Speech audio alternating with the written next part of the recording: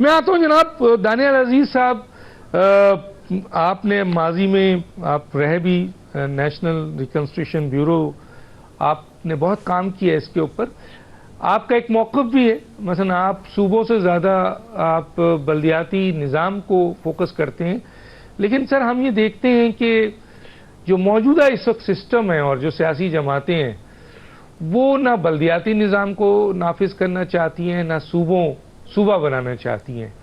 پاکستان، آپ دوسرے ملکوں کو دیکھ لیں، کسی کے پاس 71 صوبے ہیں، کسی کے پاس 31 ہے۔ امریکہ کو دیکھ لیں کہاں سے شروع ہوا، 13 سے شروع ہو کے کہاں 52 پہ پہنچا ہوا ہے۔ انڈیا کو دیکھیں مثلا 17-16 سے شروع ہو کر 28 پہ پہنچا ہوا ہے۔ بے شمار اس وقت مثالیں ہیں، ترکی ہے، خود افغانستان ہے۔ کہا جاتا ہے کہ جی صوبے اگر بنتے ہیں تو ایڈمنسٹریٹولی صوبے اگر بنے تو اس سے بہتر گورننس ہوتی ہے، عوام کے مسائل حل ہوتے ہیں، عوام کو اپنے ڈور پر، اور محرومیاں بھی ختم ہوتی ہیں۔ لیکن سر صوبے بننے پہ بھی اختلاف ہے، اور بہت شدید اختلاف نظام جو کہ آلریڈی کانسٹیٹیوشن کا حصہ ہے، بلدیاتی نظام جس کو آپ نے بالکل سب کچھ کر کے دیا ہے، اس کو بھی امپلیمنٹ نہیں کرتے ہیں۔ کیا کہیں گے سر؟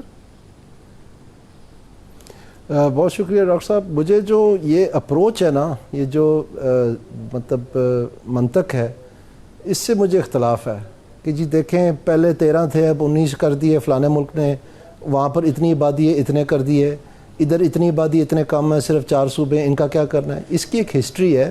یہ چاروں صوبے ہم ایک فیڈریشن ہے۔ فیڈریشن میں کیا ہوتا ہے کہ جو اکائیاں ہوتی ہیں وہ ایکچولی صوبے ہوتے ہیں، وہ فیڈریشن نہیں ہوتی۔ فیڈریشن بنتی ہے اکائیوں کی بنیاد پر۔ تو فیڈریشن اپنی اکائیوں کو توڑنا چاہے، ان کو ہٹانا چاہے، ان کو مٹانا چاہے، یہ بہت مشکل کام ہے، اور اس کی جو طریقہ کار ہے وہ سارا کا سارا دار و مدار اسی لیے اکائیوں کو دیا گیا ہے کہ 2/3 میجورٹی پروونشل اسمبلی دے گی تو پھر یہ کام ہوگا۔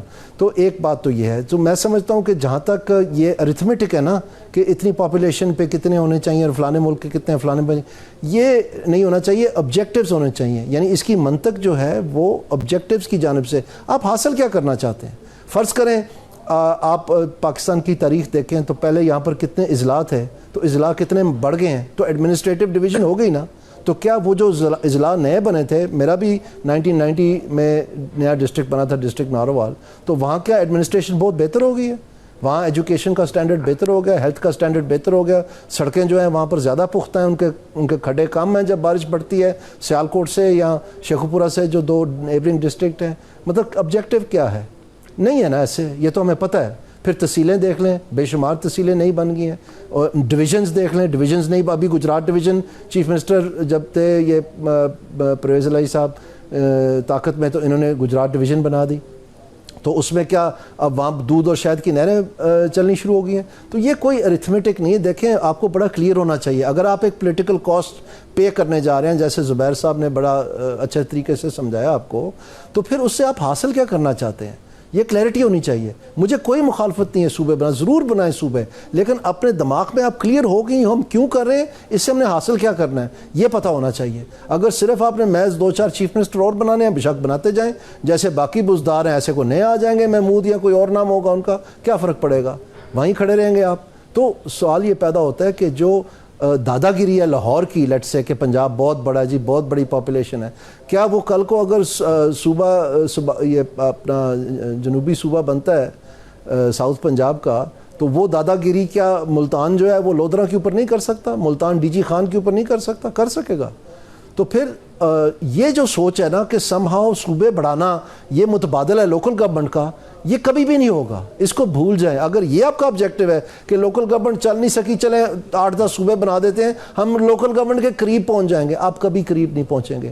پوری دنیا میں اس لیے لوکل گورنمنٹ موجود ہے، جو کمیونسٹ اسٹیٹ ہیں، جو سنگل پارٹی اسٹیٹ ہیں، چائنا کی طرح یا رشیا کی طرح، جو جاپان ہے ان کا اور قسم کا نظام ہے، آپ دنیا میں چلے جائیں، جو چھوٹے سے چھوٹا سوئٹزرلینڈ، چھوٹے سے چھوٹے ملک ہیں، ان کی بھی لوکل گورنمنٹ ہے۔